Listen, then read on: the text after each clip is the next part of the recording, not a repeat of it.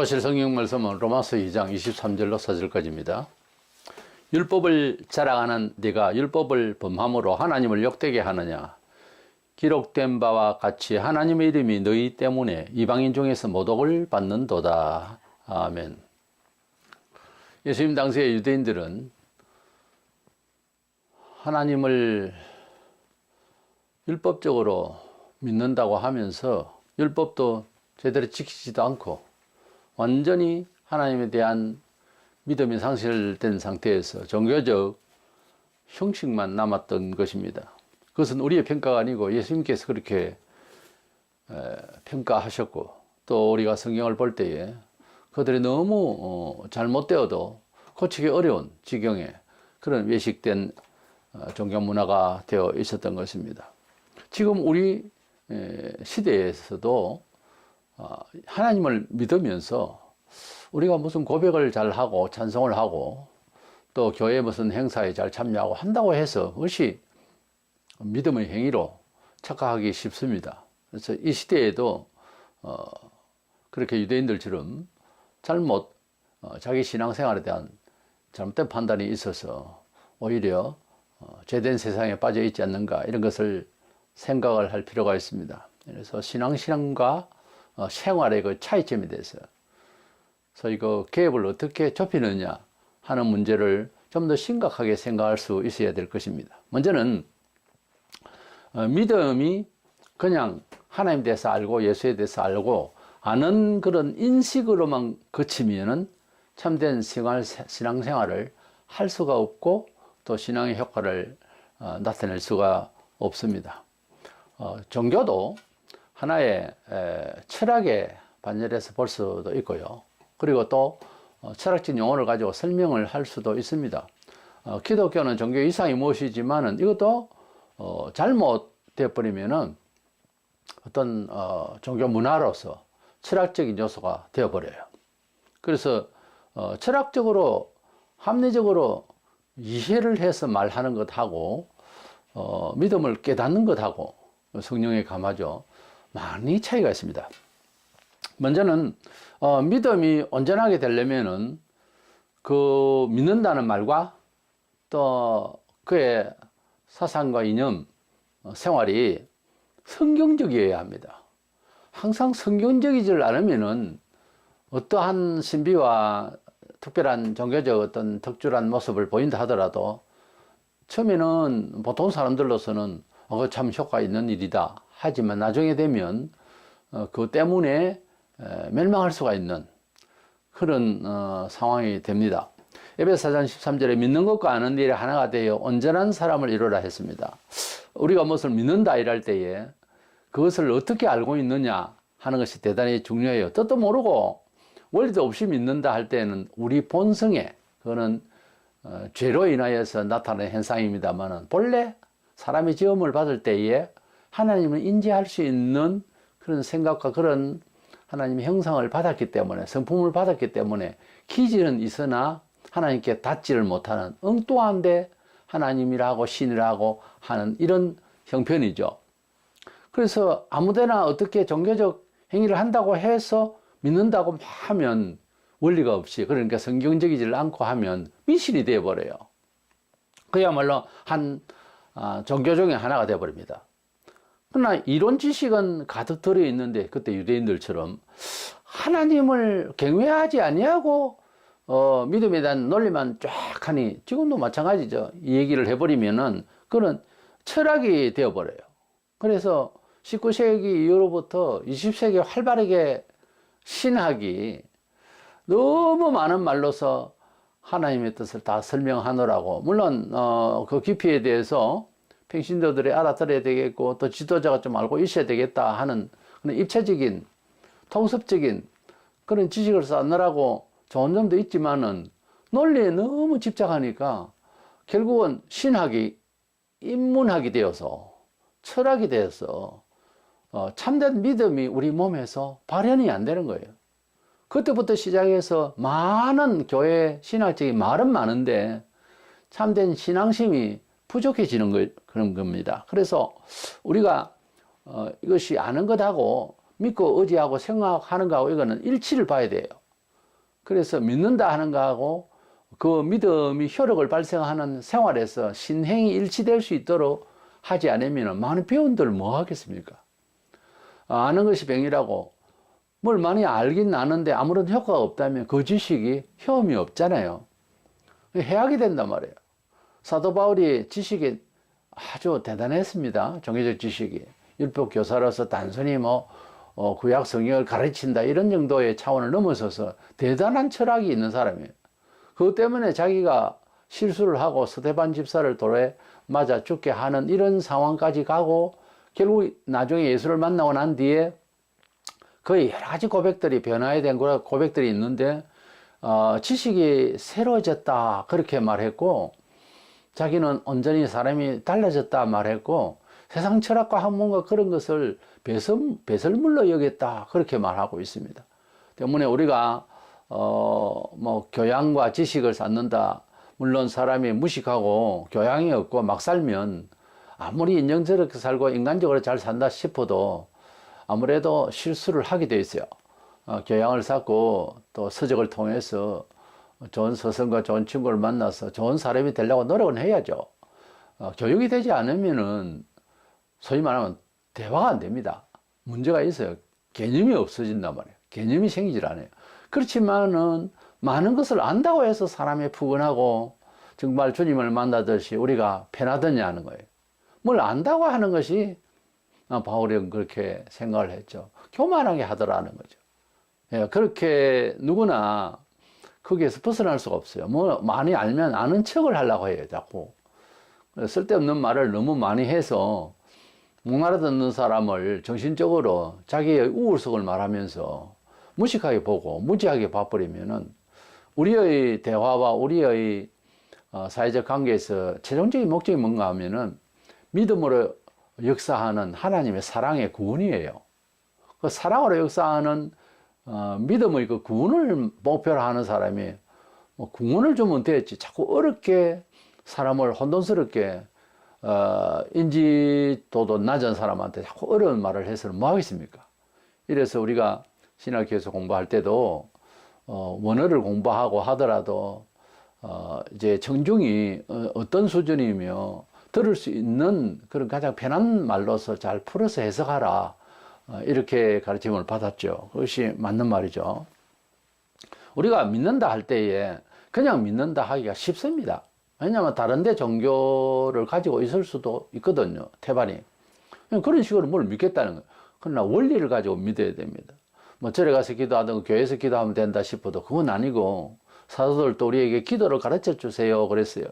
그러니까 기도도 배워서 하는 겁니다. 어떤 원리가 있단 말이에요. 너희는 이렇게 기도하라 하고 가르치신 것이 주기도문이에요. 주께서 가르친 기도문이라고.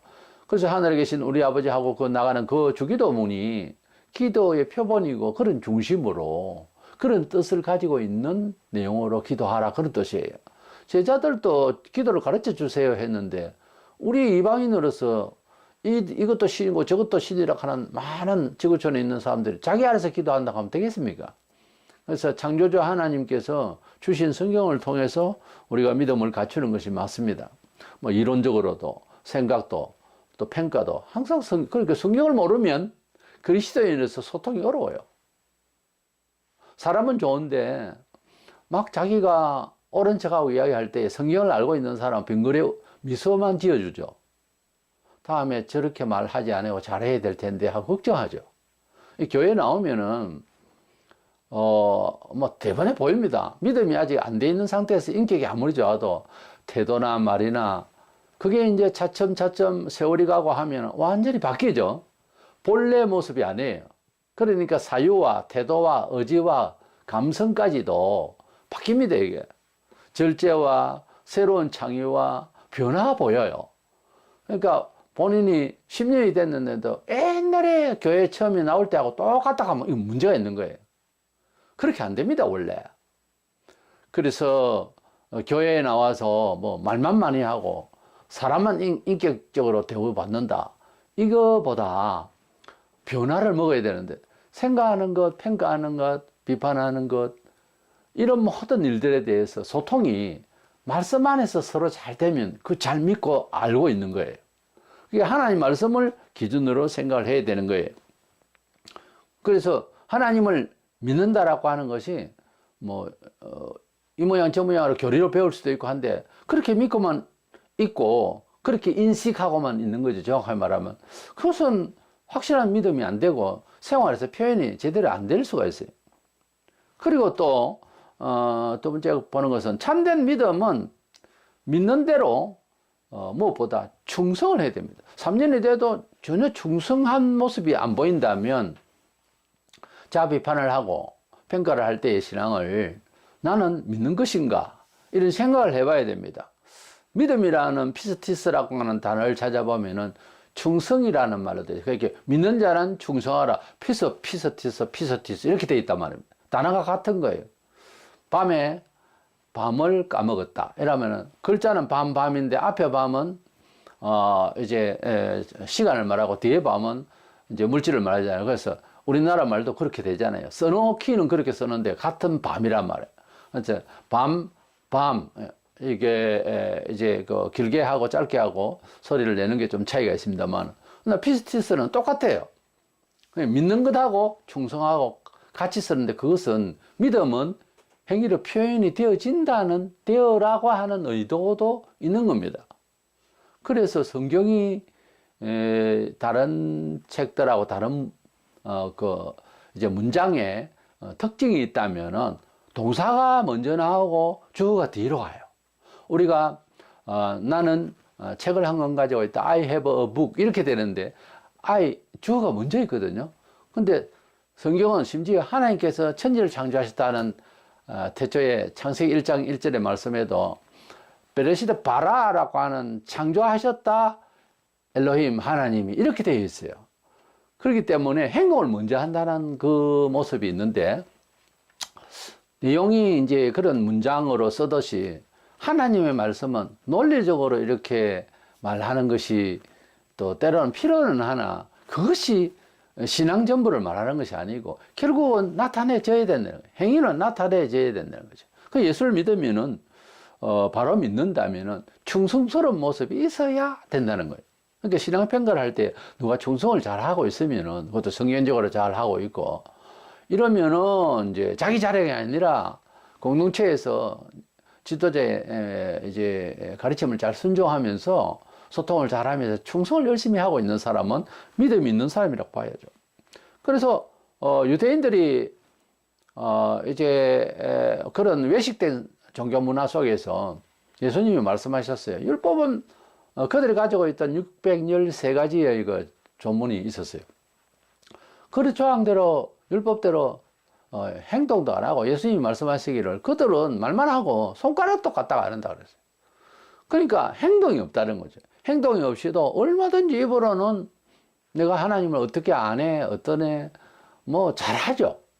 근데 그게 믿음이냐? 그게 믿음의 그 사람의 정말 속에 있는, 내재해 있는 그런 이념이고 사상이고 그들의 그 정말 그 바른 소망이냐? 이건 다른 문제다 말이에요. 그러니까 많이 알아도 많이 좋은 사람이 되는 것은 아니다라는 거죠. 사기꾼들이 말을 잘하고 뭐 아는 것도 많고 해야 사람을 미혹할 수 있잖아요.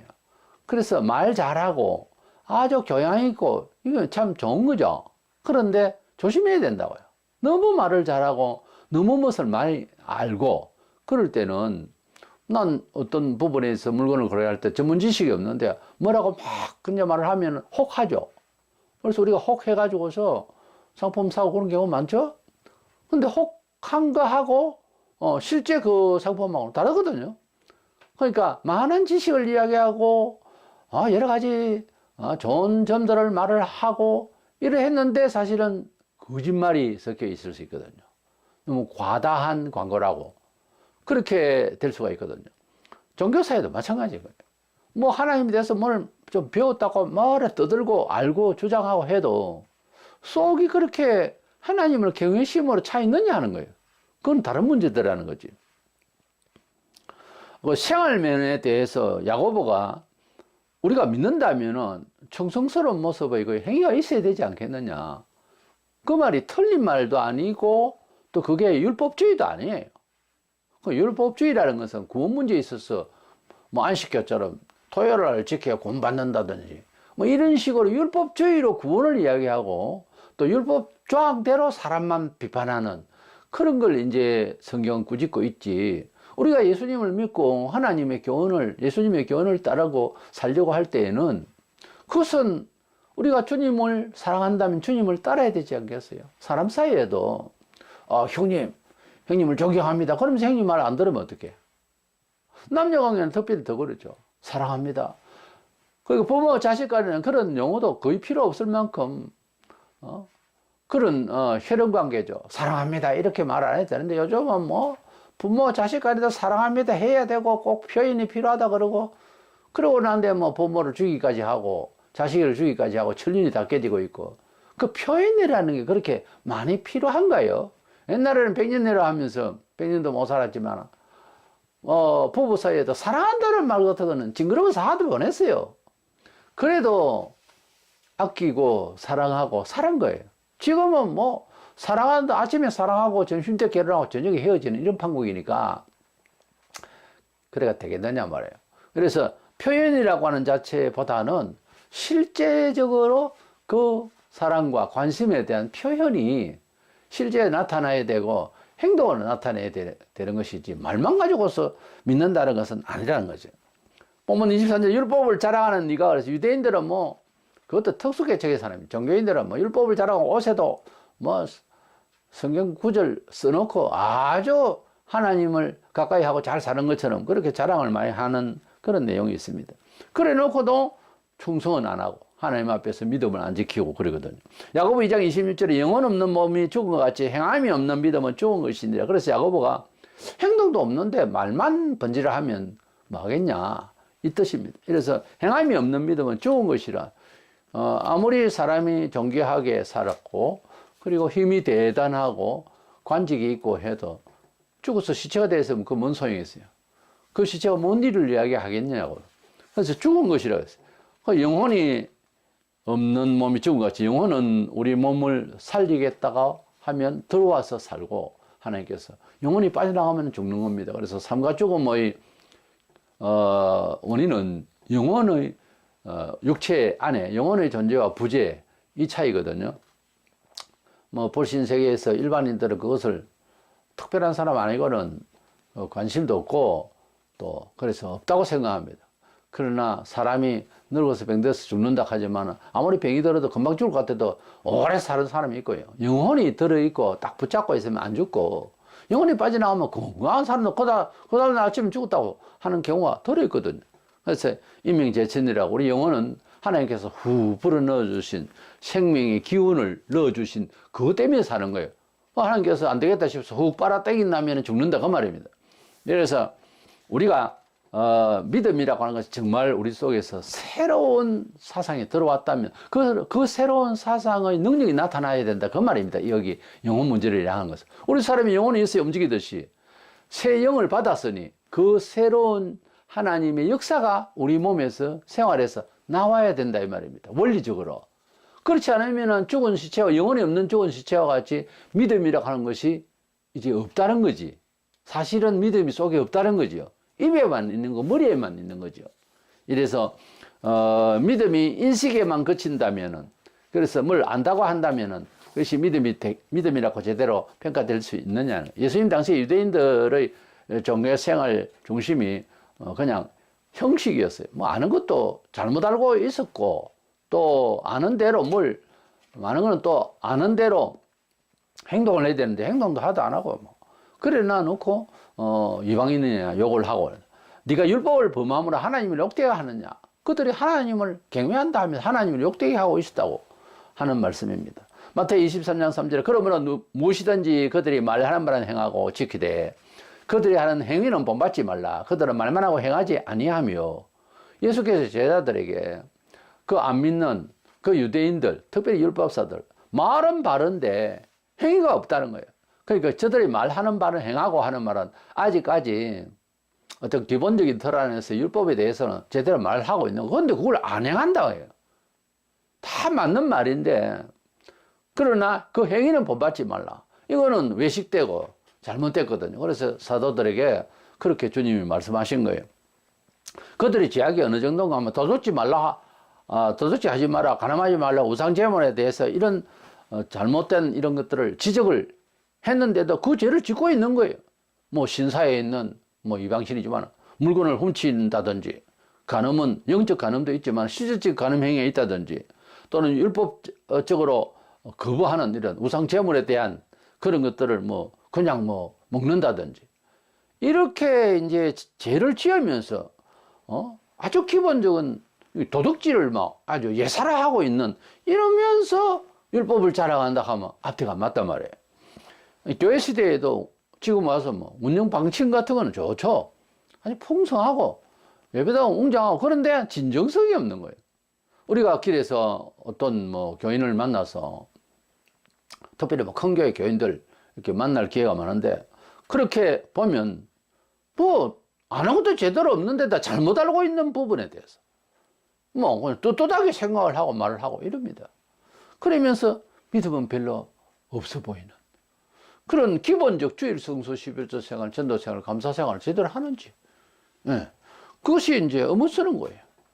이제 표현은 상당히 많은데, 뭐 수백 년 전에 하나님 만나서 사연이 있어서 만들어진 찬송가들이 많습니다. 그 가사를, 내용을 내 형편에 맞는 것도 있고, 또 남의 형편이지만 같이 동조할 수 있는 그런 내용들이 많이 있어요. 감동스럽죠. 그래서 사연이 깊이 있는 그런 찬송들이 정말 은혜로운 건데, 그냥 책상머리에 앉아가지고 영감 있게 뭐 글을 있다는 것이, CCM 이런 찬송가들이 뭐 듣기 또 그리고 부르기 괜찮은 만한 그런 것도 있긴 해요. 그런데 너무 화려합니다. 말들이 너무 이제 감동스럽고 한데, CCM 노래가 굉장히 많은데도 이게 불릴 때에 진정성이 좀 부족하더라는 거죠. 자기 감동에만 막 그냥 애들이 놀듯이 그렇게 하는 것이, 이게 제대로 된 찬송이냐 하는 거예요. 무슨 그런 깊은 사연도 없이 만들어 지어낸 노래와 음조와 이게 보이는 거예요. 그러니까 CCM을 누가 시시하다 하는 말도 그렇게 나오는 말입니다. 우리가 교회의 그 중심이, 진정성이 사라지면은, 본질이 이제 없어지면은 종교화돼 가지고서 흉내내는 말만 무성해집니다. 원래 사람이 한 번 변명하고 두 번 변명하면 자기가 뭘 잘못했을 때 어떻게 하면은 그게 이제 변호사를 불러들이는 거 아닙니까? 검은 것을 희다 말할 것인가? 이것만 연구하는. 다윗 왕이 유명하게 들리는 것은 그가 인격적으로 완전해서가 아닙니다. 그가 믿음으로 정말 뭐 목동 시절에도 아주 힘도 좋고 하나님을 믿으니까 양을 막 호랑이에서 빼내고 막 잡혀서 먹힐 것을, 그 정도로 힘도 있고 믿음도 있고 강한 사람이, 또한 골리앗을 물맷돌로 가지고서 죽일 정도로 그렇게 하나님을 믿는 사람을, 저것들이 할례 없는 저것들이 뭔데, 그리고 그렇게 담력이 있던 사람도 이스라엘 위해서 일을 하게 되는 아주 왕이 되어서도 겸손했어요. 그런데 우리아의 아내 바세바, 그 군대 지도급에 있는 사람의 아내를 이제 범하고, 그렇게 이제 모른 척하고 있으려 했는데 선지자 나단이 나타나서 바로 당신이다 그렇게 지적을 했을 때 어쨌습니까? 그가 그 자리에서 눈물을 흘리면서, 한 번의 회개가 아닙니다. 평생을 침상이 젖도록 울면서 살았어요. 다윗이 유명한 것은, 우리가 다윗에게 바라는 게 뭐예요? 제가 하나도 없기를 바라잖아요. 다윗 정도 같으면 아브라함도 그렇고. 안 그렇습니다. 사람이 그런데 범죄를 하고 큰 실수를 했을 때에 그 뒤에의 태도가 중요한 거예요. 그래서 그 뒤에 평생을 회개하고 성령이 드러나지 않기를 부들부들 떨면서 시편 51편을 보면 그렇게 되어 있습니다. 그것이 다윗입니다. 웬만한 왕 같으면 선지자 나단 하나 정도는 죽이려고 했을 거예요. 자기 죄를 없이 하려고 하면. 그래서 사람이 변명이 많아지면 안 됩니다.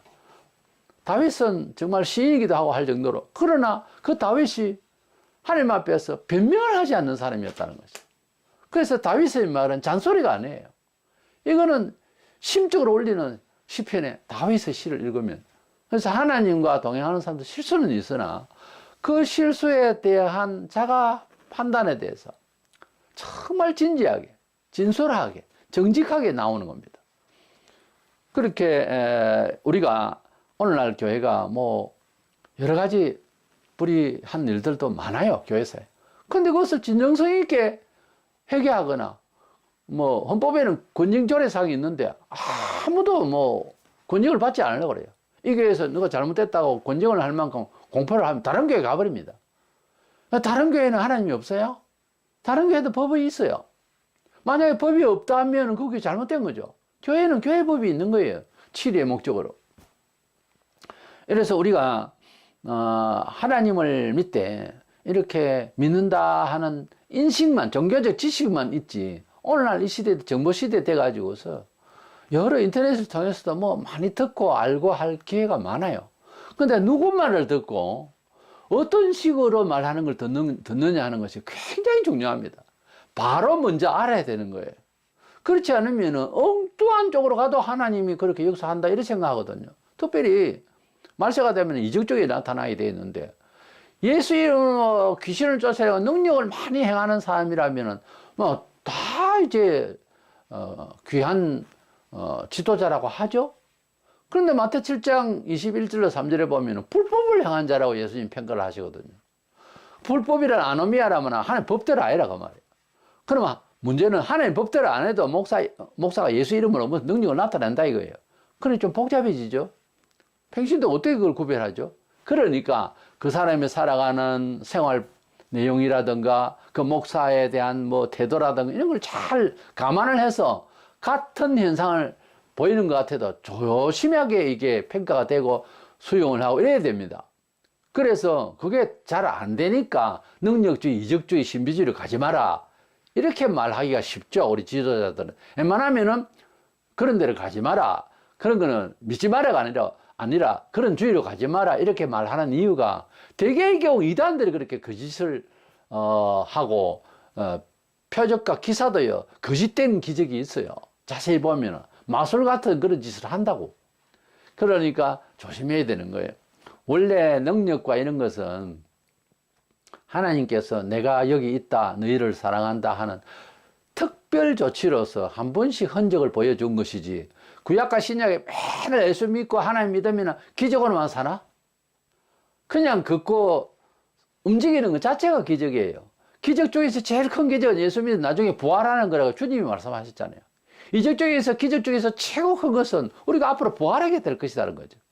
그러니까 영생을 얻었으면, 그 약속을 받았으면 우리가 삶 속에서 일어나는 모든 일에 대해서는 절제하고 감사하며 살면 충분한 겁니다. 또 뭐가 기적이 일어나야 되고 뭐 확인이 돼야 되고 하는 그 자체가 벌써 하나님을 믿는, 하나님께 대한 소망이 아직까지 지금 정립이 안 돼 있는 거예요.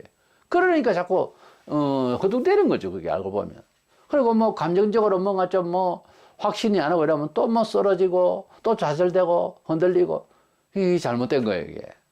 그러니까 그런 근성을 버리고 하나님을 제대로 믿으셔야 됩니다. 두 번째, 이렇게 잘못된 인식, 이해만 있고 참 믿음이 발현되지 않고 하면은 하나님 이름을 더럽히게 된다는 겁니다.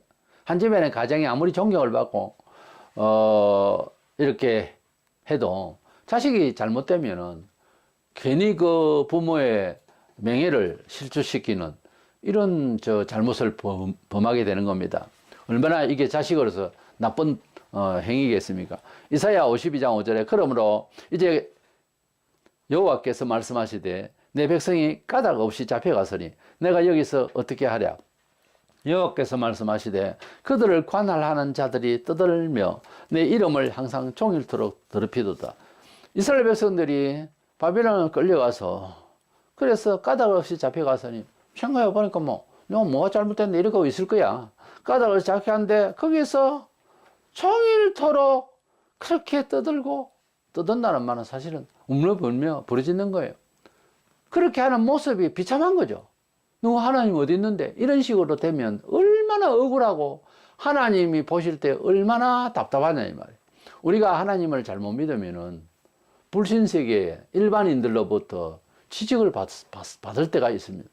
요즘은 어떻게 보면은 교회가 세상을 가르쳐야 되는데 세상이 우리를 걱정하는 그런 일이 참 많아요. 그 부끄러운 일이죠. 진리를 가지고 있고 천지를 지으신 세상을 통괄하시는 하나님의 자녀라는 자가 세속의 사람들한테 지적을 받거나 문제가 있는 거죠. 그렇죠? 그랬을 때 하나님께서 명예를 더럽힌다, 너희들. 그럼 하나님 가만히 있겠어요? 하나님은 인격자신데. 하나님의 인격이 있단 말이에요. 그럼 그렇게 명예를 실추시키면은 하나님은 분노하시죠. 그래서 무슨 일을 하든지 얼마만큼 많이 잘한다, 그게 중요한 게 아니고 태도가 문제예요. 우리가 가지고 있는 비전하지만요, 비전이 꿈이 성취하게 한다, 이런 말 많이 쓰는데 안 그렇습니다. 태도가 꿈을 이룹니다. 삶이 어떤 태도로 중심을 가지고 어떤 태도로 사느냐 하는 것은 그 꿈에 맞추어서 몸이 제스처가, 삶의 방식이 나타나게 되어 있어요. 꿈은 거창하고 꿈은 신성한데 행동이 세속적이면 그 꿈 못 이룹니다. 이렇듯 해도 그 마귀가 주는 거예요. 그래서 일의 성취는 비전에 있는 것이 아니고 태도에 있습니다. 이런 제목으로 다다음 주에 설교할 겁니다. 우리가 하나님 앞에서 은혜를 받으려면 태도가 중요한 거예요. 삶의 태도가 중요한 거예요. 그것이 그가 가지고 있는 사상을 그대로 말하는 겁니다. 요즘은 말로서, 인터넷으로, 말과 글로서 하는 것이 아닙니다. 그 사람의 삶의 태도가 중요한 거예요. 여러 삶의 메소드가 하나님 앞에서 거룩되게 구분되어 있는 그런 하나님의 말씀대로의 삶의 방식이 필요합니다. 그게 삶의 태도예요. 이스라엘이 잘못되어서 바벨론으로 끌려가서 그렇게 부르짖고 애통할 때에 하나님께서 보시고, 그리고 바벨론 사람들 얼마나 그렇게 이스라엘 백성들을 놀렸겠습니까? 너 하나님 어디 있냐? 그 억울함은 뭐 말로도 할 수가 없죠. 종말이 되면은 우리의 믿음이 더 좋아질 것이다. 아닙니다. 그래서 후천년주의자들, 특별히 뭐 온 세상이 기독교화되고 천년을 좋게 될 것이다, 거짓말입니다. 그 아주 잘못된 학설이에요.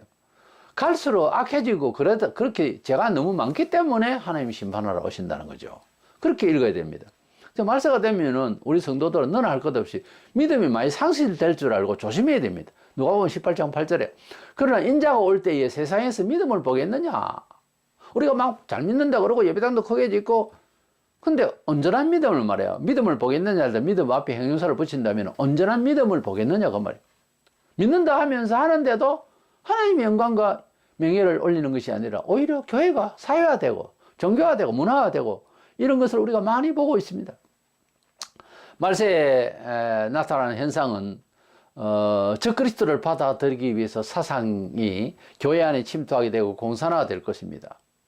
앞으로 세상은 공산화로 간다고요. 그걸 처음에는 막 거부하다 나중에 결국 받아들이게 되어 있습니다. 가만 두고 보세요. 수십 년 안에, 지금 미국도 흔들리잖아요. 수십 년 안에 공산화가 좋겠다라고 하는 말이 여기서 나올 겁니다. 그걸 피할 수가 없어요. 적그리스도가 오고 있는 시대거든요. 적그리스도를 맞이하려고 하면은 사상과 이 이념 자체가 바뀌어야 되거든요.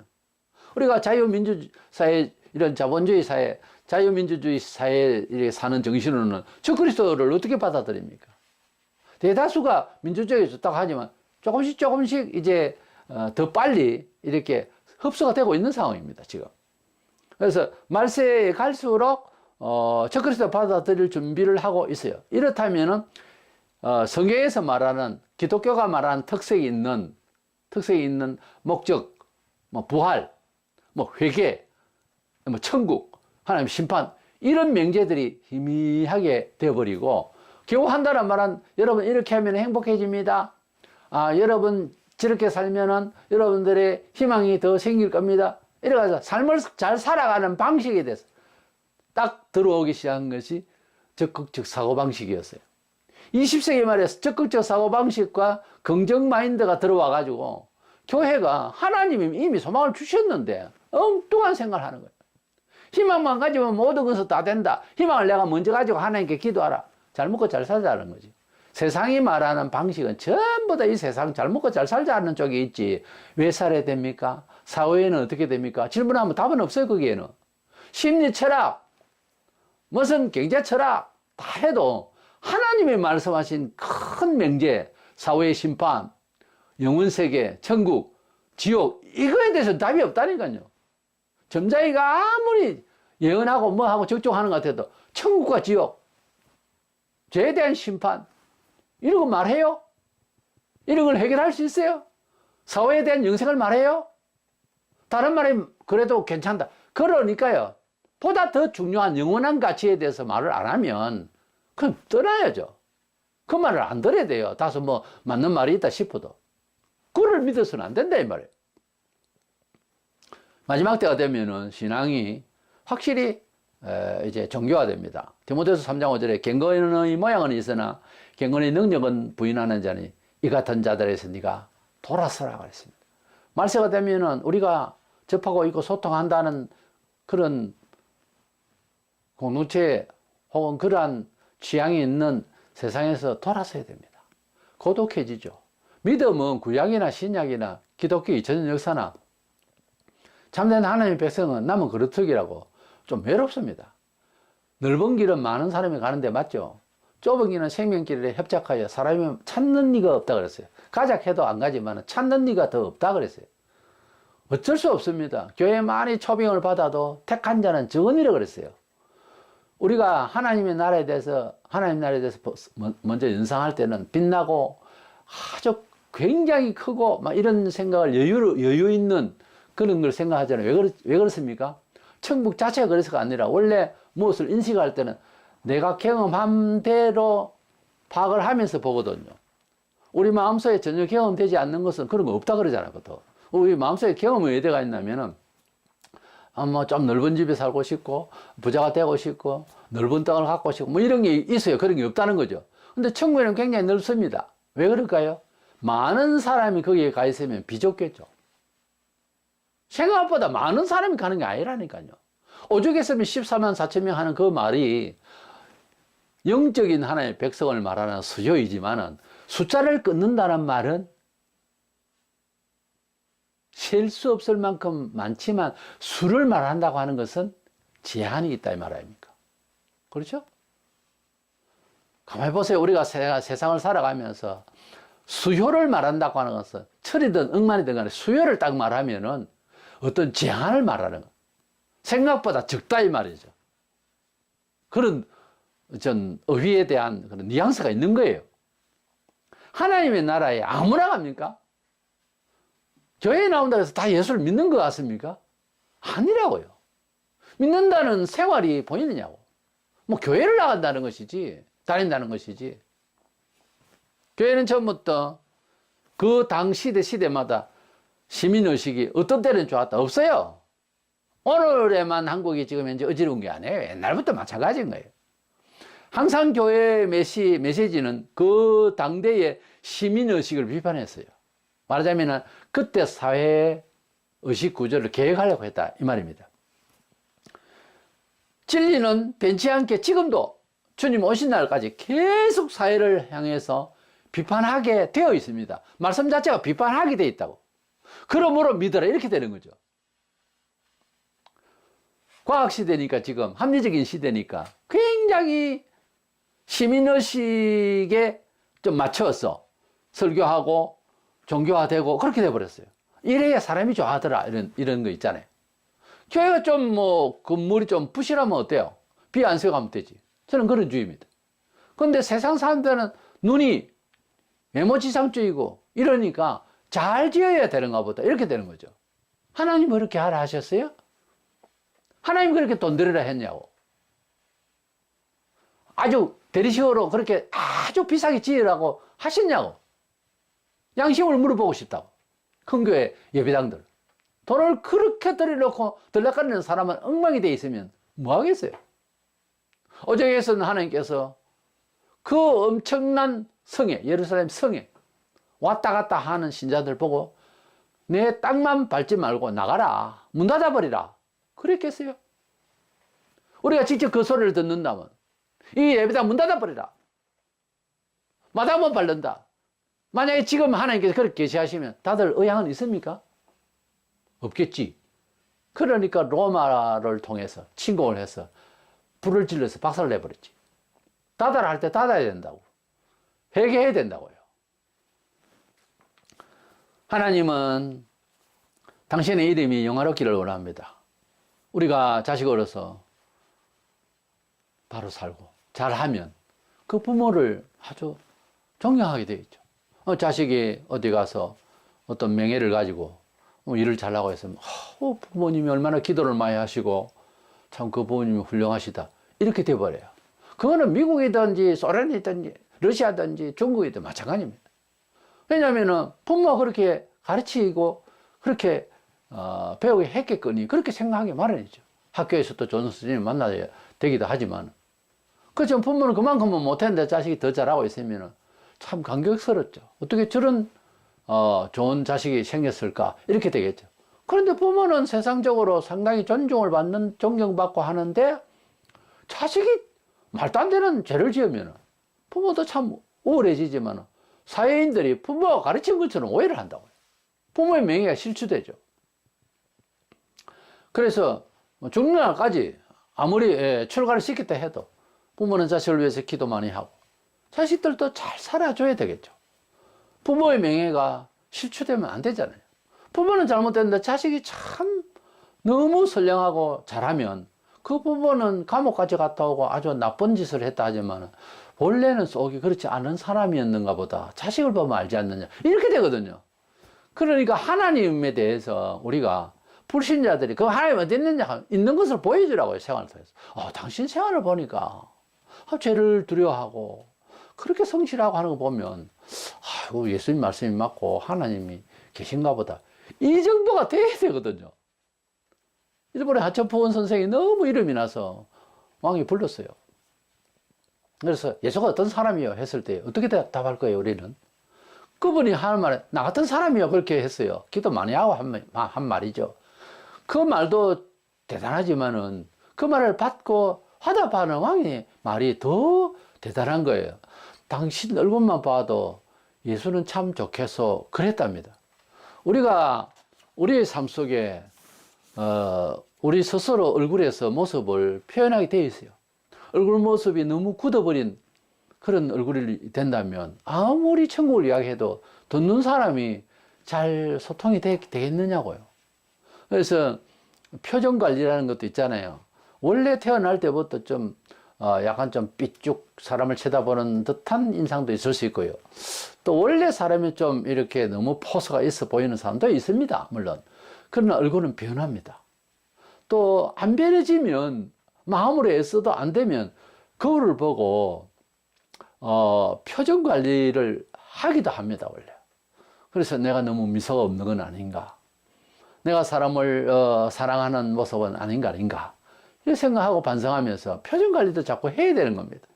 그래서 습관이 돼야 되는 거예요. 어쨌든 범사에 감사를 했으니까 미소와 기쁨과 그런 것을 내재한 것을 이제 표출할 수 있는, 마음은 안 그런데 표정이 또 다를 수는 있습니다만 대부분 마음하고 표정하고 같아요. 그러니까 사람들이 오해하지 않도록 먼저는 마음에 애를 써야 되겠고 그 다음에 표정 관리도 할 수 있으면 해야 되는 겁니다. 우리가 신앙심이라고 하는 것이 말로서 표현하고 하기가 참 쉬운데요. 생활에 큰 갭이 그 차이가 있으면 이건 지적을 받는 일입니다. 받을 일입니다. 성경적으로 볼 때. 그래서 우리 신앙생활에 이제 요거는 성경 진리고요. 또 성경 진리를 인지만 해가지고는 안 되고요. 교회에 대한 생활에서 알기만 해서는 안 되고 삶 자체의 태도에 있어서 생활에 나갈 수 있도록 믿음이 피서시스라고 하는 것이 믿는다는 거하고 충성한다는 것과 같은 말이니 우리가 좀 더 활동에 있어서 그리스도인다운 삶이 직장에 있으면 직장, 집에 있으면 집에, 가정이면 가정 이렇게 우리가 하나님의 뜻대로의 삶을 표출해 나갈 수 있는 행위로 나갈 수가 있는 자가 되기 위해서 아는 것도 있어야 되지만 그 말씀이 귀로 들리고 가슴으로 돼서 감동하고 우리 발로서 내려가서 의지가 되어서 우리 내 속에서 우리 내 가족을 우리 속에 들어와서 가장 소화가 되듯이 온몸을 말씀으로 옷 입어서 그래서 있으면 행동이 돼요. 범사의 평가를 자꾸 성경대로 하려고 한다고. 성경대로 하려고 하는 것이 늦을 것 같아도 오히려 안전하고 잘 되게 되어 있습니다. 이래서 신앙심과 생활 차이를 신앙심이라고 하는 것과 생활로 나타나는 것을 차이를 좀 좁혀 나갈 수 있도록 항상 노력해서 하나님께서 은혜 주시는 삶이 이루어지기를 주의 이름으로 축원합니다.